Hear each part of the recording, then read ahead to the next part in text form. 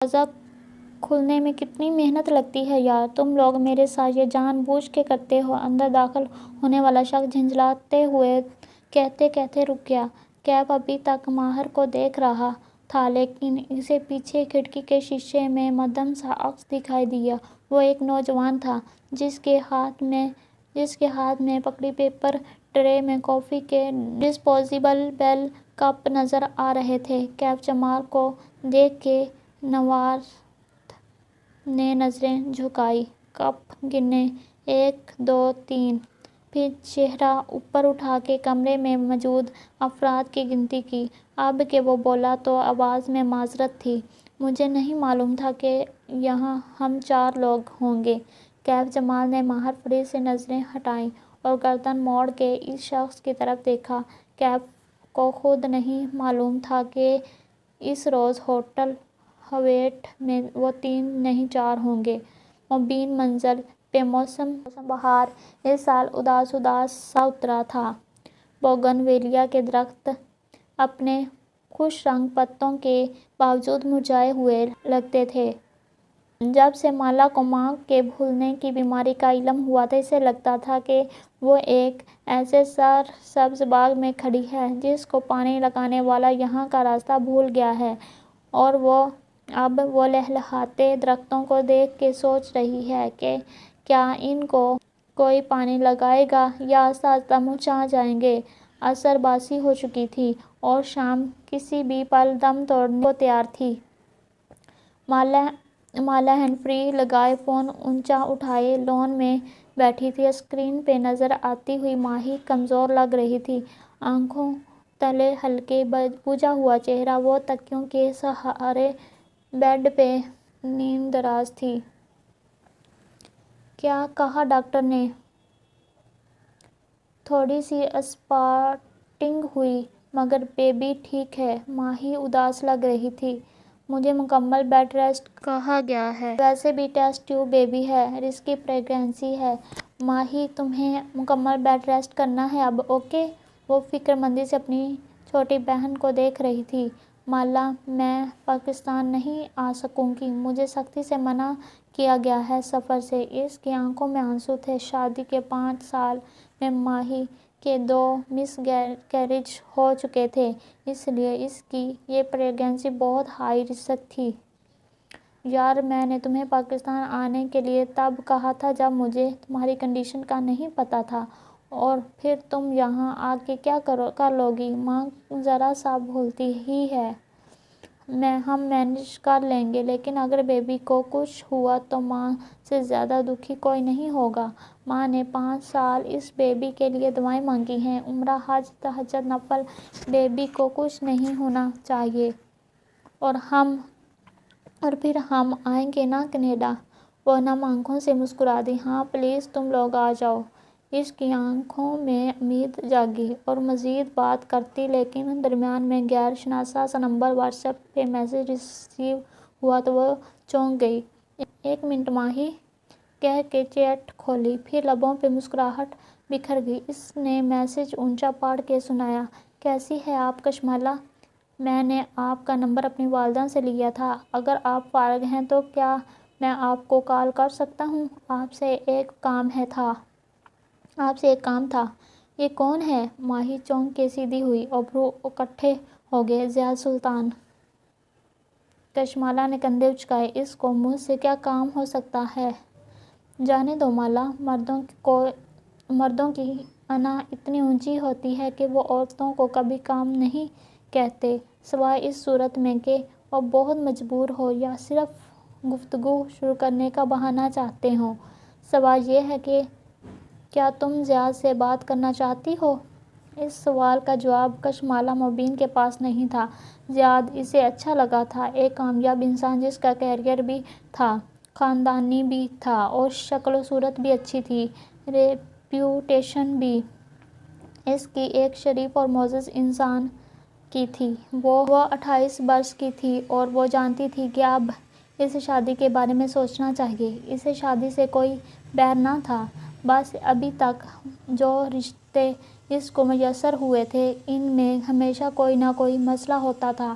اس کا کوئی ہمیشہ چیک ہونے سے رہ جاتا تھا۔ زیاد سلطان البتہ اس کے تمام کانوں میں سبز ٹک لگاتا گیا تھا۔ ماں کی بیماری کا علم ہونے سے پہلے اگر یہ سب کچھ ہوتا تو شاید وہ خوش ہوتی، لیکن کل سے ساری دنیا ہی بدل گئی تھی۔ اس نے فون رکھ دیا اور گردن اٹھائے جامنی پرتے آسمان کو دیکھنے لگی۔ دور اوپر چند پرندے اپنے گھروں کو واپس لوٹ رہے تھے۔ ہم گھروں کو لوٹنے میں اتنی دیر کیوں لگاتے ہیں کہ آگے بس اندھیرا ہمارا منتظر ہوتا ہے۔ معید دوپہر میں گھر آیا تو مالا نے اس کو سامنے بٹھا کے ساری بات بتائی۔ معید کچھ دیر سوچتا رہا، پھر اس نے سر ہلا دیا۔ زیادہ سے زیادہ الزائمر ہوگا، ہم اس کو دواؤں سے مینج کر سکتے ہیں، اور آج تو ماں بالکل ٹھیک ہے، شاید وقتی ہو۔ معید ہمیشہ گلاس کو آدھا بھرا ہوا دیکھا کرتا تھا۔ مالا کو تسلی کروا کے وہ ماں کے پاس جا بیٹھا۔ اس وقت وہ لاؤنج کے تخت پہ بیٹھی سلائیوں سے اون کا سویٹر بن رہی تھی۔ ماہی کے بیبی کے لیے بننے والا یہ کوئی چوتھا سیٹ تھا۔ معید ان سے ادھر ادھر کے سوالات کرنے لگا۔ ماں کے تمام جواب درست تھے، ایک بات بھی نہیں بھولی۔ ماں، آپ واقعی بھولنے لگی ہیں یا ہمارے ساتھ شغل لگاتی ہیں؟ معید آخر میں ہنس کے بولا۔ ماں نے پرے بدتمیز کہہ کے اس کے کندھے پہ اون کا گولا دے مارا۔ گولا معید سے ٹکرا کے فرش پہ جا گرا اور دھاگا کھلتا گیا۔ کچن سے لاؤنج میں آتی مالا کے پیروں میں گولا جا کے رکا۔ مالا، میرے ویزے کا کیا بنا؟ وہ مالا سے اپنے ویزے کا پوچھنے لگی۔ ماہی کا چوتھا مہینہ چل رہا تھا اور ماں کا ارادہ تھا کہ اس کی ڈلیوری کے وقت ماں ماہی کے پاس جائے گی۔ وہ کیسے اکیلی یہ وقت گزارے گی؟ ویزا جلد آ جائے گا ماں؟ وہ جھک کے گولا اٹھاتے ہوئے کھڑی ہوئی اور دھاگا لپیٹنے لگی۔ اس نے ویزا تب اپلائی کیا تھا جب وہ ایک ریستوران کی کامیاب مینیجر تھی۔ تب اس کا ارادہ تھا کہ ماں کے ساتھ کینیڈا جا کے چند دن رہ کے آ جائے گی اور ماں مہینوں وہیں رہے گی، مگر اب حالات مختلف تھے۔ اب وہ اس باغ کو نہیں چھوڑ سکتی تھی کیونکہ کوئی اس کو پانی لگانے والا نہ تھا۔ مالا، آر یو شور؟ ماں بھولنے لگی ہے یا بالکل نارمل ہے یار؟ کچن میں آؤ۔ مالا نے اسے گھور کے انگریزی میں کہا۔ وہ اس کے پیچھے چلتا آیا اور کچن آئی لینڈ کی ٹاپ پہ بیٹھ گیا۔ ساتھ رکھی ٹوکری سے ایک سیب نکال کے اس کی بائٹ لی۔ میں کہہ رہی ہوں ماں ٹھیک نہیں ہے معید۔ تو وہ ٹھیک نہیں ہے۔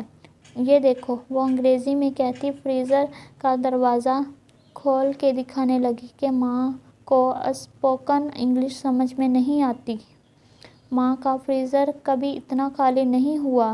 وہ ہمیشہ فروزن آئٹم، کباب کو کوفتے وغیرہ بنا کے رکھتی تھی۔ پورے گھر کی صفائی، پودوں کی کاٹ چھانٹ سب خود کرواتی تھی۔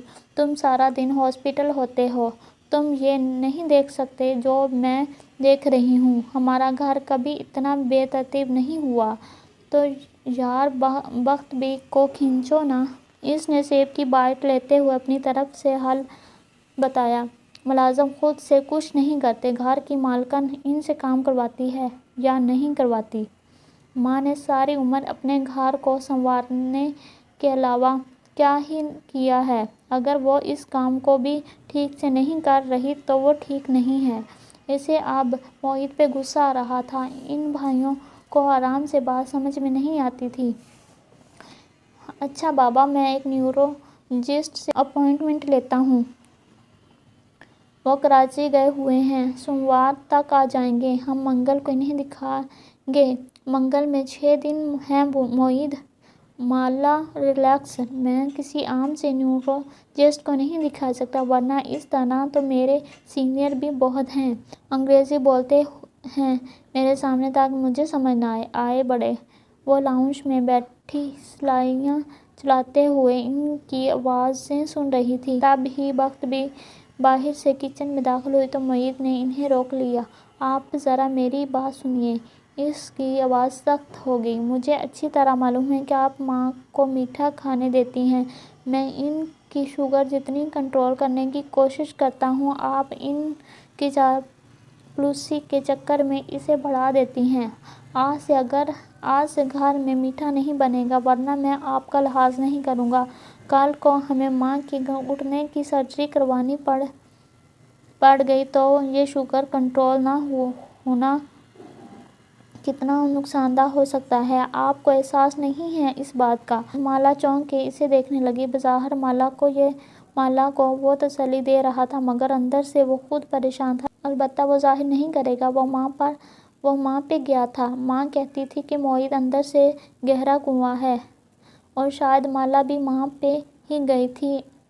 اپنے غم کو اندر ہی اندر لے کر گھلتے رہنا ان دونوں کی عادت تھی۔ ماہی ایسی نہیں تھی۔ ماں کا کہنا تھا کہ وہ ان کے ابا پہ گئی تھی۔ ذرا کوئی اسے تنگ وہ آستین چڑھا کے اگلے کی ساری دنیا الٹانے پہنچ جاتی تھی۔ وہ پریشان ہوتی تو دل میں نہیں رکھتی تھی، کمیونیکیٹ کرتی تھی۔ صاف صاف بول کے اس مسئلے کو حل کرتی تھی۔ معید اور مالا نے اس روز فیصلہ کیا کہ وہ ماں کو زیادہ سے زیادہ وقت دیں گے۔ معید اب ڈیوٹی آورز کے بعد کہیں نہیں جائے گا، بلکہ ماں کے پاس بیٹھے گا، اور مالا تو پہلے ہی اسلام آباد واپس نہ جانے کا فیصلہ کر چکی تھی۔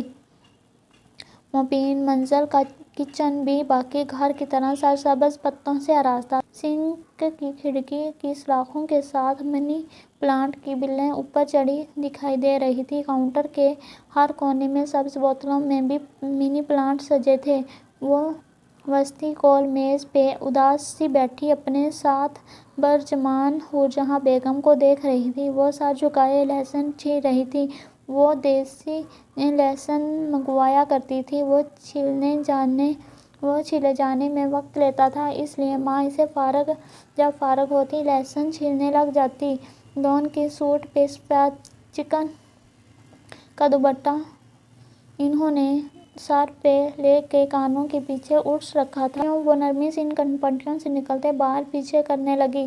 وہ کمزور ہوتی جا رہی تھی اور وہ کچھ نہیں کر سکتی تھی۔ جب ماں بیمار ہوتی ہے تو انسان کو احساس ہوتا ہے کہ اپنی ساری دولت، ڈگری اور کامیابیوں کے باوجود وہ کچھ بھی نہیں ہے۔ وہ جو ہے وہ سب اللہ ہے اور بس اللہ ہی ہے۔ دفتر ڈرٹی کچن کا دروازہ چرچراتا ہوا کھلا اور کسی نے کھنکھارتے ہوئے اس کی توجہ چاہی۔ ماں نے بجھا ہوا چہرہ اٹھا کے دیکھا تو سامنے کیف کھڑا تھا۔ جینس پہ پوری ڈریس، شرٹ کے آستین پیچھے مڑے، گیلے بال تھے۔ گیلے بال ماتھے پہ بکھرے۔ وہ ہر صبح کی طرح حشاش پشاش اور مسکراتا ہوا تھا۔ باس، میں کافی بنا رہا ہوں، آپ کو چاہیے؟ مالا نے نفی میں گردن ہلا دی۔ ماں نے برہمی سے چہرہ اٹھا کے اسے دیکھا۔